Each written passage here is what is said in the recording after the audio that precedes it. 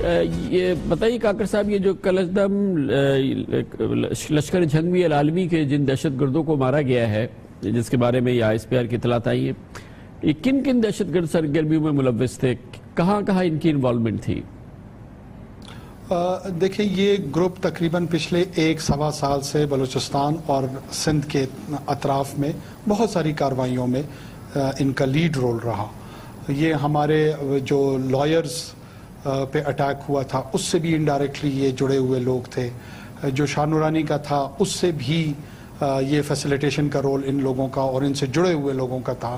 یہ بنیادی طور پر ایک فکر کے لوگ تھے، اور آخری کارروائی ان کی حیدی صاحب پہ جو اٹیک تھا وہ تھا، اور مزید 2 جو پوٹینشل سوسائڈ بامرز ان کے ساتھ تھے ان کو بھی انہوں نے غالباً کوئی ٹارگٹ دیا ہوا تھا۔ کن علاقوں کے تھے یہ 12, 11, 13 لوگ جو اس میں نشانہ بنے ہیں؟ کن ایریاز سے ان کا تعلق؟ یہ ان کے جو آئیڈینٹی کا پروسیس ہے اس میں نادرا DNA کا جو ہمارا پروسیس ہے یہ تمام کو انگیج کیا گیا ہے، اور ایز سون ایز جب کسی فائنل نتیجے پہ ہم پہنچیں گے تو انشاءاللہ میڈیا کے ساتھ ان کی آئیڈینٹیز کو شیئر کریں گے۔ یہ جو داعش کے حوالے سے ان کے رابطے کی بات ہو رہی ہے، یہ کس نوعیت کے ان کے رابطے تھے؟ کتنا یہ کام کر رہے تھے؟ کتنے جڑے ہوئے تھے یہ مین سٹریم داعش سے؟ داعش کی ہمیشہ سے یہ اٹیمپٹس رہی ہیں کہ وہ جتنی بھی مملکتیں ہیں، جتنی بھی ریاستیں ہیں، چاہے وہ پاکستان کی ہو، سینٹرل ایشیا کی ہو، ایران کی ہو، ان کو چیلنج کرے اور اپنا جو ان کا ایک تصور ہے خلافت کا اس کو ابھار کے سامنے لائیں۔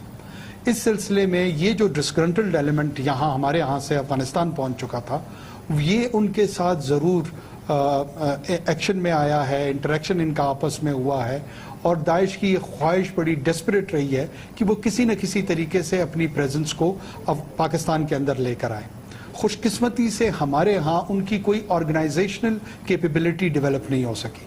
جب میں کہہ رہا ہوں کہ آرگنائزیشنل کیپیبلٹی ڈیولپ نہیں ہوئی، مقصد یہ ہے کہ جیسے انہوں نے فلوجہ کو آکوپائی کیا، موصل کو آکوپائی کیا، نورستان افغانستان میں آکوپائی کیا، پاکستان میں الحمدللہ کوئی ٹیریٹری وہ آکوپائی نہیں کر سکے۔